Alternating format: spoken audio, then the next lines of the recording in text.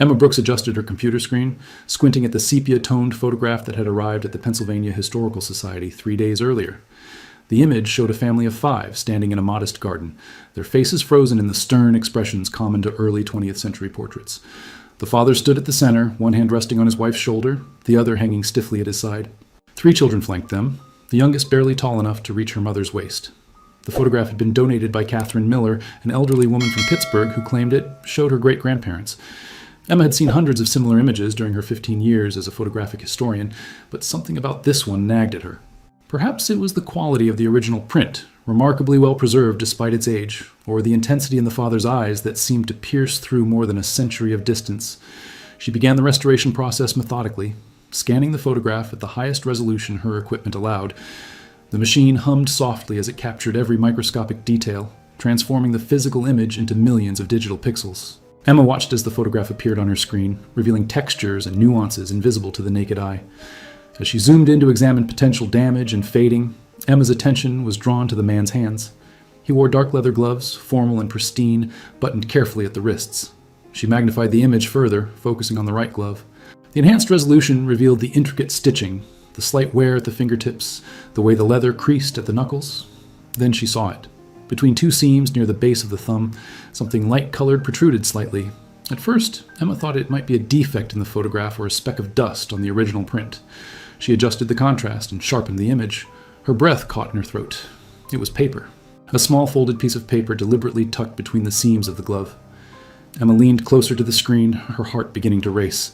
In all her years examining historical photographs, she had never seen anything quite like this. The paper appeared to have writing on it, though the angle and the fold made it impossible to read the actual words. Why would someone hide a note in their glove during a formal family portrait? What could be so important that it needed to be concealed yet preserved in this way? She reached for her phone, her hands trembling slightly. This discovery demanded further investigation, and she knew exactly where to start. Catherine Miller answered the door of her small Pittsburgh home wearing a cardigan, despite the mild September afternoon. Her eyes, still sharp at 87, brightened when she saw Emma standing on her porch with a leather portfolio under her arm. "Miss Brooks, I wasn't expecting you to come all the way here," Catherine said, ushering Emma inside. The living room was cluttered with photographs, albums stacked on every available surface, generations of faces watching from frames on the walls. Emma settled into an armchair and carefully opened her portfolio, withdrawing printed enlargements of the photograph. "Mrs. Miller, I need to ask you about the family in this portrait. You said they were your great-grandparents?" "Thomas and Clara Reed, yes. That photograph was taken in the summer of 1903, right in their backyard on Mulberry Street." Catherine pointed to each figure. "That's Thomas in the center, Clara beside him. The children are William, the oldest, then Sarah, and little Margaret at the front." Emma placed the enlargements on the coffee table. "What can you tell me about Thomas? What did he do for a living?" Catherine's expression grew thoughtful. "He was an engineer with the Pennsylvania Railroad, worked on the locomotives and maintenance schedules. My grandmother Sarah always said he was brilliant with machinery, could fix anything."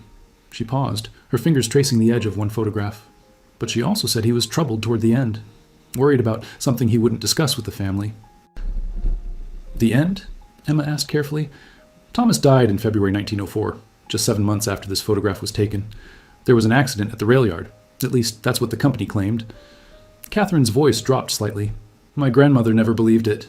She was only 12 when it happened, but she remembered her mother crying at night, saying things didn't make sense. Clara kept a diary. I have it somewhere in the attic if you're interested." Emma felt her pulse quicken. "I'm very interested, Mrs. Miller. But first, I need to show you something I discovered during the restoration." She pointed to the enhanced image of Thomas's glove. "Do you see this? Right here between the seams?" Catherine leaned forward, squinting at the image. Her hand went to her mouth. "Is that paper?" "Yes, there's something written on it, but I can't make out the words from the photograph alone. Did your grandmother ever mention Thomas hiding anything? Any family stories about secrets or documents?" Catherine sat back heavily in her chair, her face pale. "There was always something. A mystery that haunted my grandmother her whole life. She said Thomas told Clara, the night before he died, that if anything happened to him, she should look at the photograph, their family photograph. Clara searched everywhere, behind the frame and the backing, but never found anything. Because, Emma said softly, no one thought to look inside the glove itself. The attic of Catherine's home smelled of old paper and cedar. Dust motes danced in the afternoon light, streaming through a small window as Emma and Catherine carefully sorted through boxes of family documents. Catherine moved slowly, her arthritic hands gentle with the fragile artifacts of her ancestors' lives. Here, Catherine said finally, lifting a small leather-bound book from a cardboard box. Clara's diary. She started writing in it after Thomas died. My grandmother gave it to me before she passed. Emma accepted the diary with reverent care, feeling the weight of history in her hands. The leather was cracked with age, the pages yellowed but still intact. She opened to the first entry, dated March 15th, 1904, just weeks after Thomas's death. Clara's handwriting was elegant but trembling, the ink faded to brown. Emma read aloud, "They tell me it was an accident. A coupling failure, they said, and Thomas was in the wrong place. But I know my husband. He was never careless. He was afraid these last months, though he tried to hide it from the children. At night, he would wake from nightmares, muttering about numbers and dates that made no sense to me." Emma turned the pages carefully, scanning entry after entry. Clara wrote about her grief, her struggles to support 3 children alone, her suspicions about the railroad company. Then, dated August 2nd, 1904, Emma found what she was looking for. "Listen to this," Emma said, her voice tight with excitement. Clara writes, "I found Thomas's words in my memory today. The night before he died, he held my hands and said, 'Remember the garden photograph, Clara. Remember where I'm looking. If they come for me, you'll know I was right.' I asked what he meant, but he only kissed my forehead and said the truth was in plain sight." Catherine's eyes were wet. She never understood what he meant. "But we might," Emma said. She pulled out her laptop and opened the high-resolution scan of the photograph. "Look at Thomas's eyes. Where is he looking?" They both leaned over the screen. Unlike the rest of his family, who stared dutifully at the camera, Thomas's gaze was directed slightly downward and to the left. His expression, which Emma had initially read as stern, now seemed deliberate and purposeful. "He's looking at his own hand," Catherine whispered. "At the glove." Emma nodded slowly. He was telling Clara where to find the truth. But she was looking for something behind the photograph, not in the photograph itself. The message was literally in his hands the entire time. She continued reading through Clara's diary, finding more fragments that painted a troubling picture. Thomas had been documenting something at the railroad. He came home late, spent hours writing in a notebook he kept hidden. He told Clara that men were dying unnecessarily, that someone needed to speak up. "What was on that paper in his glove?" Catherine asked quietly. Emma looked at the enhanced image again, studying the barely visible edge of folded paper. "I don't know yet, but I think Thomas Reed was trying to protect evidence of something the railroad wanted buried. And I think we need to find out what." The Pennsylvania Railroad. Historical Archives occupied a converted warehouse in downtown Pittsburgh, its brick walls lined with filing cabinets and storage boxes containing decades of company records. Emma had called ahead, explaining her research to the archivist, a meticulous man named David Chen who seemed genuinely intrigued by her quest. "Records from 1903 and 1904, David said, leading Emma through narrow aisles between towering shelves. "We have employment files, accident reports, maintenance logs. What specifically are you looking for?" "Anything related to Thomas Reed. He was an engineer who died in February 1904. The company called it an accident, but his family had doubts." Emma followed David to a section marked with faded labels dating back to the turn of the century. David pulled down several boxes, setting them on a research table. "Accident reports from that period should be in here. The railroad was required to document all workplace incidents, though the records vary in detail depending on who filed them." Emma opened the first box, her fingers trembling slightly as she sorted through brittle documents. The paperwork was extensive. Injury reports, equipment failures, insurance claims. The railroad had been a dangerous place to work in 1904, that much was clear. She found references to crushed limbs, derailments, boiler explosions. Each report was clinical, reducing human tragedy to a few typed lines. Then she found Thomas's file. The accident report was dated February 18th, 1904. According to the document, Thomas Reed had been performing a routine inspection in the rail yard when a coupling between 2 freight cars failed unexpectedly. He was caught between the cars and died at the scene. The report was signed by a supervisor named Robert Hayes and countersigned by the yard manager. Emma read it twice, then looked up at David. "This seems straightforward enough. Why would Clara doubt it?" "May I?" David asked, reaching for the document. He studied it carefully, his trained eye catching details Emma had missed. "See here? The report was filed 3 days after the incident. That's unusual. Most accident reports were filed within hours, especially for fatalities. The company needed documentation for insurance purposes." He pointed to another detail. "And look at this signature. Robert Hayes. I've seen his name before." David moved to his computer, typing rapidly. Hayes was promoted to Regional Safety Director in March 1904, less than a month after Thomas's death. Before that, he'd been a mid-level supervisor with an unremarkable record. Emma felt a chill run down her spine. A promotion right after a fatal accident he supervised? "It does raise questions," David agreed. He returned to the boxes, pulling out additional files. Let me check something else. If Thomas was documenting safety issues, there might be other reports from that period showing a pattern. They worked in silence for the next hour, Emma taking notes while David retrieved file after file. A picture began to emerge, disturbing in its implications. Between January 1903 and February 1904, there had been 17 workplace deaths in the Pittsburgh rail yards. Most were attributed to equipment failures or worker error. The frequency seemed abnormally high. 17 deaths in 14 months, Emma said softly. That's more than one per month. David nodded grimly. And look at the causes. 7 coupling failures, 4 brake malfunctions, 3 derailments due to track defects, 2 boiler explosions, 1 fall from a signal tower. The coupling failures alone. That's what killed Thomas, Emma finished. Emma spent the next 3 days at the archives, building a timeline of accidents and deaths at the Pennsylvania Railroad's Pittsburgh operations. David had given her access to maintenance logs, inspection reports, and internal memoranda from 1902 through 1905.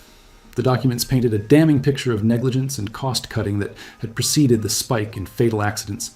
She created a spreadsheet on her laptop, entering data methodically: dates, names, causes of death, equipment involved, supervisors present. As the columns filled, patterns emerged that made her stomach tighten with anger. The coupling failures that had killed 7 men, including Thomas, all involved the same type of equipment. Model C-47 automatic couplers manufactured by a company called Midwest Iron Works.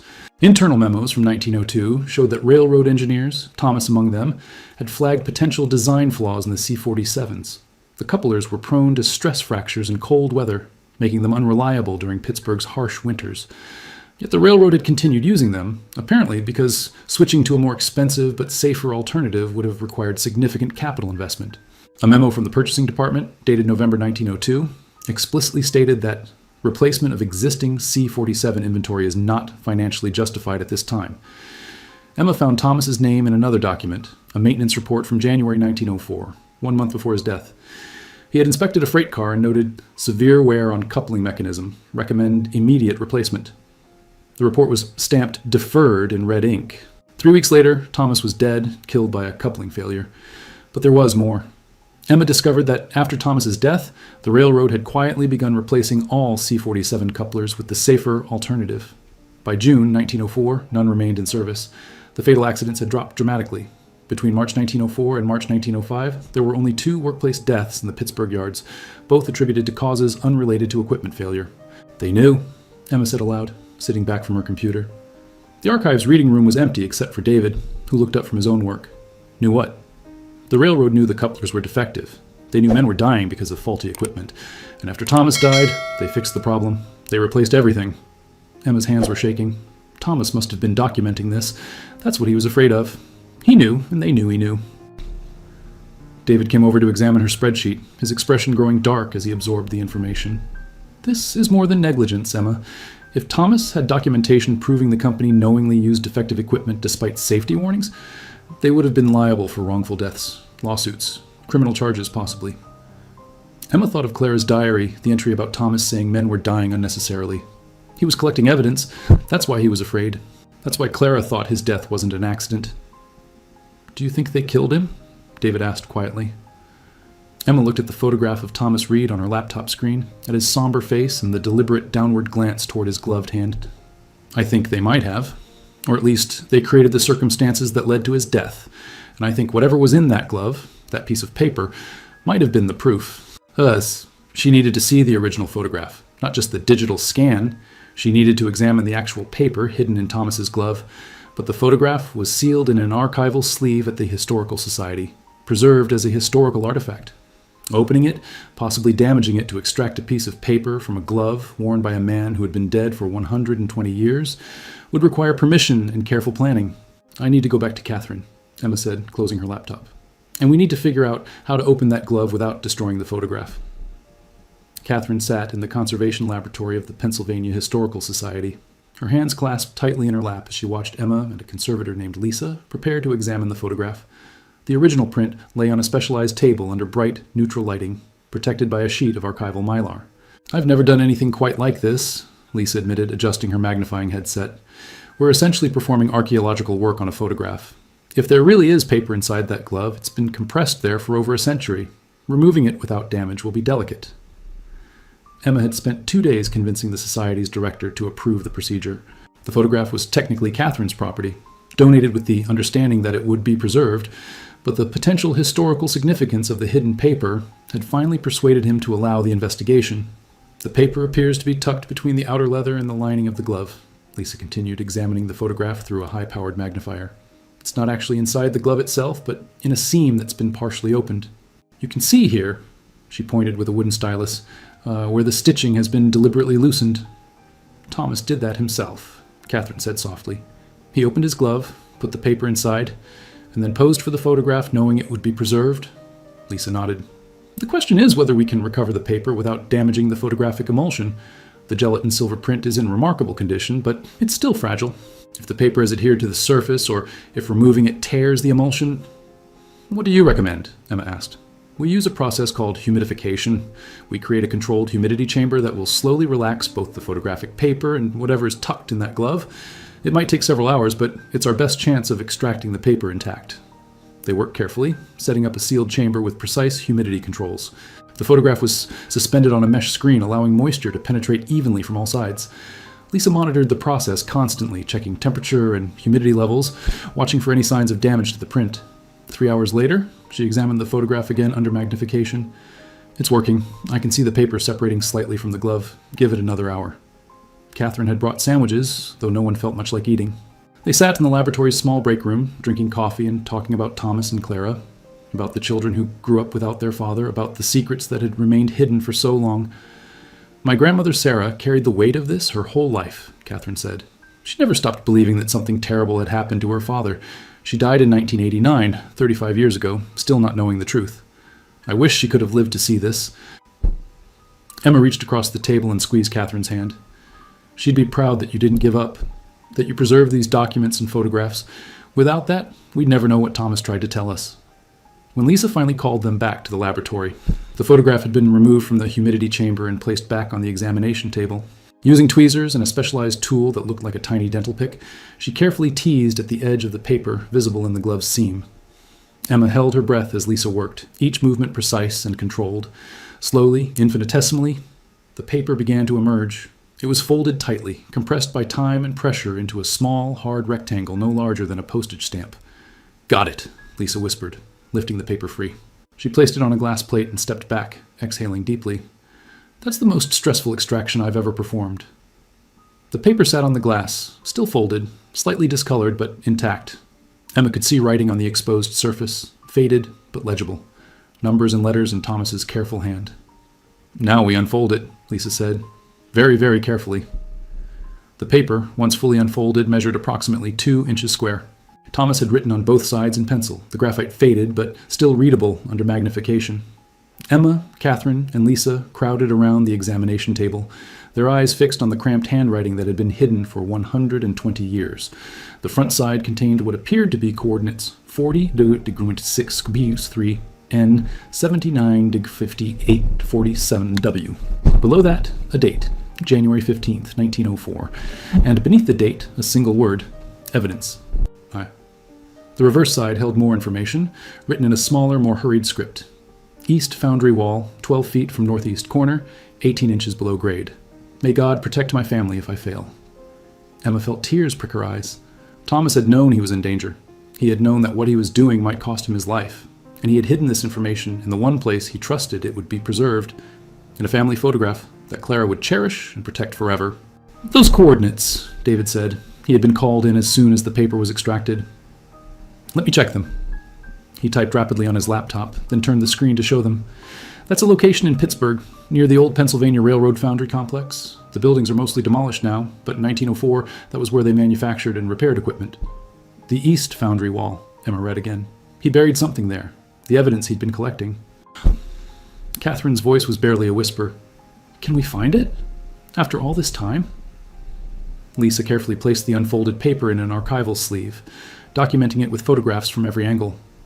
This needs to be preserved properly, but yes, you have the information now. The question is whether anything remains at those coordinates after 120 years. Emma was already making plans, her mind racing. The Foundry Complex, what's there now?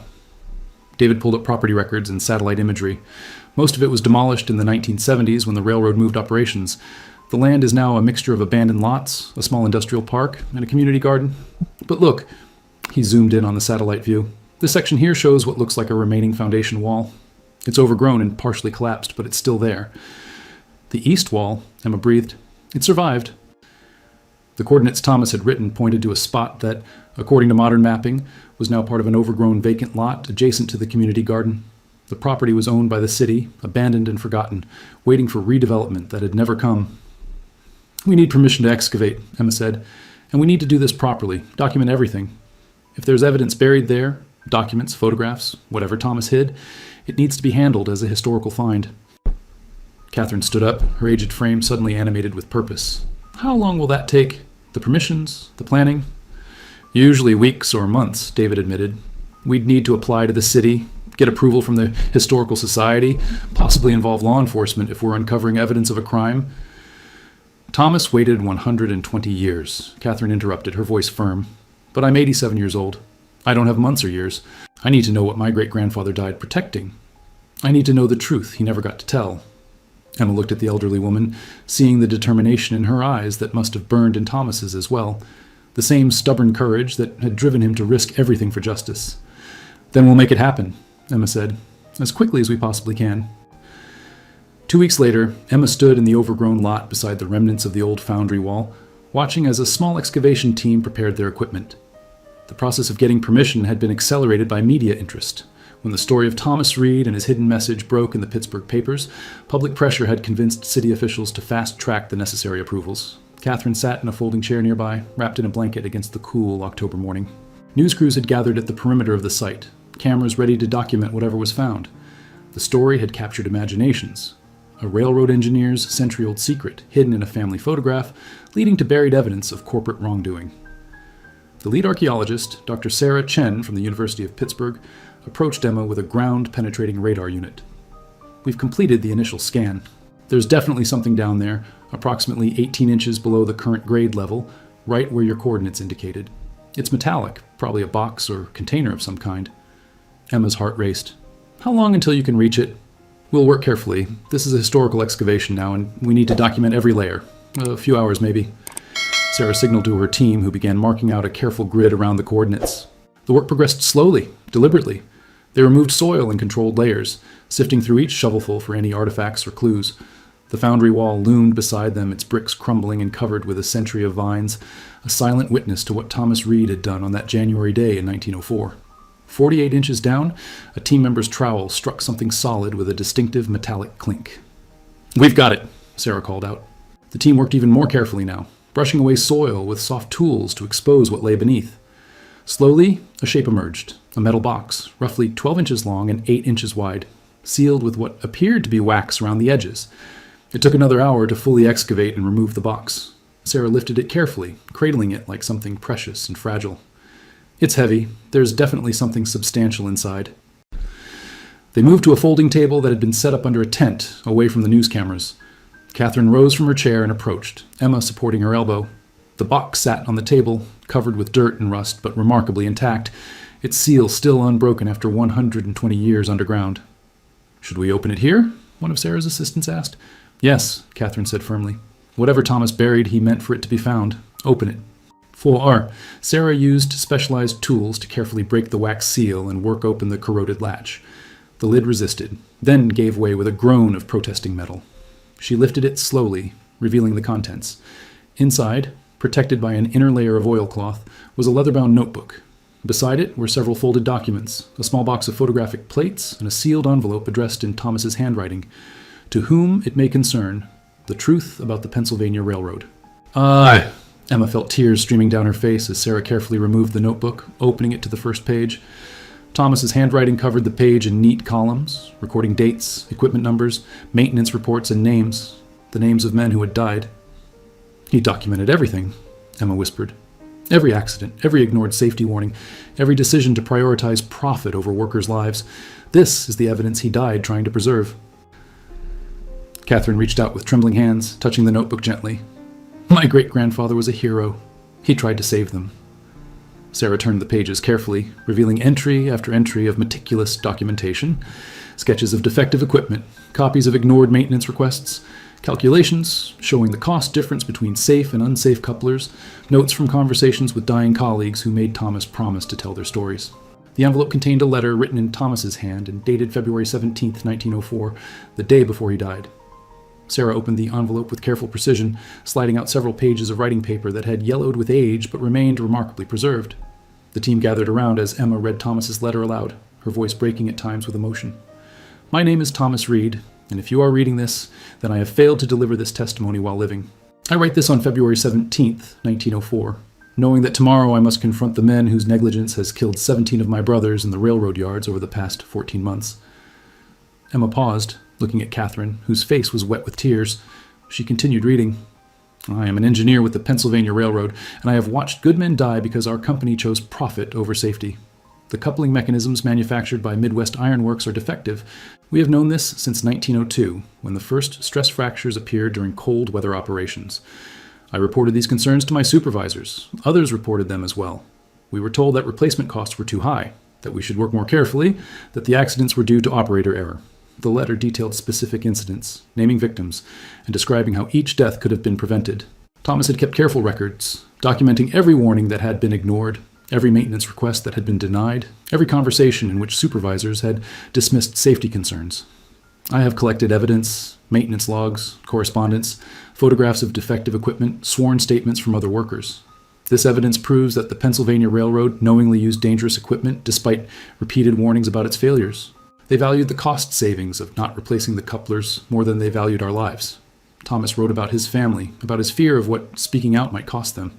My wife, Clara, knows I am troubled, though I have not told her the details. I do this to protect her. If something happens to me, I pray she will be cared for. William, Sarah, and Margaret, my children, deserve to grow up knowing their father tried to do what was right." The letter concluded with specific accusations against 3 railroad executives by name, including the supervisor, Robert Hayes, who had signed Thomas's accident report and been promoted shortly after.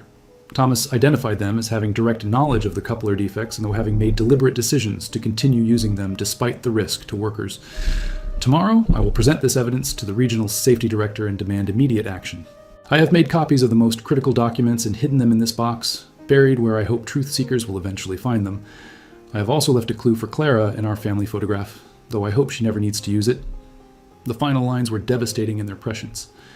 "If I do not survive to see justice done, I trust that someday someone will find this testimony and hold accountable those who valued money more than men's lives. To the 17 who have died, I have tried to honor your memory. To my family, forgive me if my courage fails or if my actions bring hardship upon you. I love you more than words can say.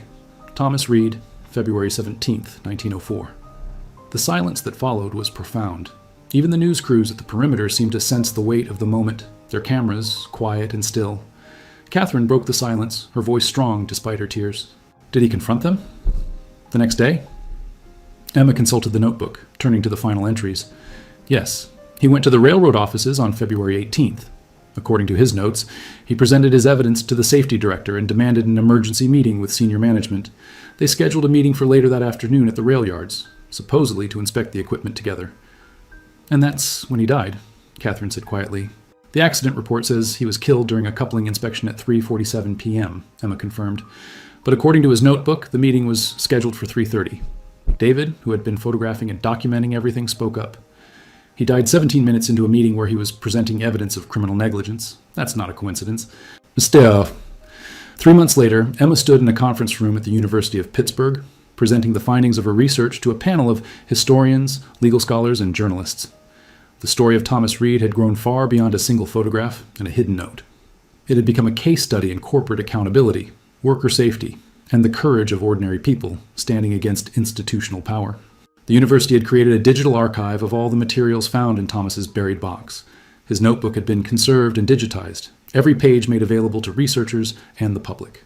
The photographic plates contained images of defective equipment, workers' injuries, and unsafe working conditions, visual evidence that corroborated Thomas's written testimony. Legal historians had analyzed the documents and concluded that Thomas's evidence would have been sufficient to bring criminal charges against several railroad executives in 1904. The deliberate use of known defective equipment that resulted in worker deaths constituted, at minimum, criminal negligence and possibly manslaughter. What Thomas Reed documented Emma explained to the assembled panel, was not an isolated incident, but a systemic pattern of prioritizing profit over human life. His courage in collecting this evidence, knowing the personal risk involved, represents the best of labor activism during an era when workers had few legal protections. The story had prompted modern investigations as well. Historians had discovered that Robert Hayes, the supervisor who signed Thomas's accident report and was promoted shortly after, had received a substantial bonus in March 1904. The same month, the railroad began quietly replacing all the defective couplers. The paper trail suggested a cover-up that had succeeded for 120 years. Catherine attended the presentation, sitting in the front row with several of her own grandchildren. The Reed family had grown over the generations, and many had traveled to Pittsburgh to honor their ancestor. Thomas's story had become their story, a source of pride and identity. "My great-grandfather's truth was hidden for over a century," Catherine said when Emma invited her to speak. "But it was never lost. He made sure of that. He protected it in the only way he could, trusting that love and memory would preserve what he couldn't protect in life. He was right." The university had commissioned a memorial to be installed at the site where Thomas's evidence had been buried. It featured a bronze plaque with his photograph, the same photograph that had revealed his secret, and an inscription that quoted his letter, "I trust that someday someone will find this testimony and hold accountable those who valued money more than men's lives." Local labor unions had embraced Thomas's story, making him a symbol of early workers' rights advocacy. The Pennsylvania Railroad was long defunct, dissolved, and absorbed into other companies decades earlier, but the lessons of what had happened in 1904 remained relevant. Thomas's documentation had been incorporated into labor history curricula, used to teach about workplace safety regulations and the importance of whistleblower protections. Emma had written extensively about the case, publishing articles in historical journals and popular magazines. The photograph itself had been featured in exhibitions about early photography, labor history, and investigative methods. But for Emma, the most meaningful outcome was simpler and more personal. She had given Catherine closure. The elderly woman could now tell her own grandchildren about Thomas, not as a man who died in a mysterious accident, but as someone who had fought for justice and protected his evidence with remarkable ingenuity. The photograph that had hung in family homes for generations was no longer just a family portrait. It was proof of courage, sacrifice, and love. On the day of the memorial's dedication, Emma stood beside Catherine as they looked at Thomas's bronze likeness. The photograph had been enlarged and etched into the metal, every detail preserved, including the glove that had held his secret. "He's finally been heard," Catherine said softly. "After all this time, people know what he tried to do." Emma nodded, thinking about the chain of preservation that had made this moment possible. Clara, keeping the photograph despite her grief, passing it to her daughter Sarah, who gave it to Catherine, who donated it to the Historical Society, where Emma had noticed something no one else had seen. 5 generations connected by a single image and the truth it contained. "His message reached us," Emma replied. "And now it's our responsibility to make sure it's never forgotten." The November wind moved through the memorial site, rustling the few remaining leaves on nearby trees. Above them, the sky was clear and bright, and for a moment, Emma imagined Thomas standing in his garden in 1903, posing for a photograph with his family, knowing that what he held in his gloved hand might be the only testimony to survive him. He had trusted in the future, in the possibility that someone would care enough to look closely, to ask questions, to seek truth. He had been right to trust. Catherine placed a single white rose at the base of the memorial, her aged hands steady. Around them, Thomas's descendants gathered, dozens of people whose lives existed because Clara had survived her husband's death and raised their children with strength and dignity. They carried Thomas's legacy, not just in their DNA, but in their commitment to justice, safety, and speaking truth to power. Emma took a final photograph of the memorial, the bronze plaque gleaming in the afternoon sun. Thomas Reed's face, captured in 1903, looked out at the modern world he had never lived to see. A world where his story was finally known, where his courage was finally recognized, where his truth had finally been told.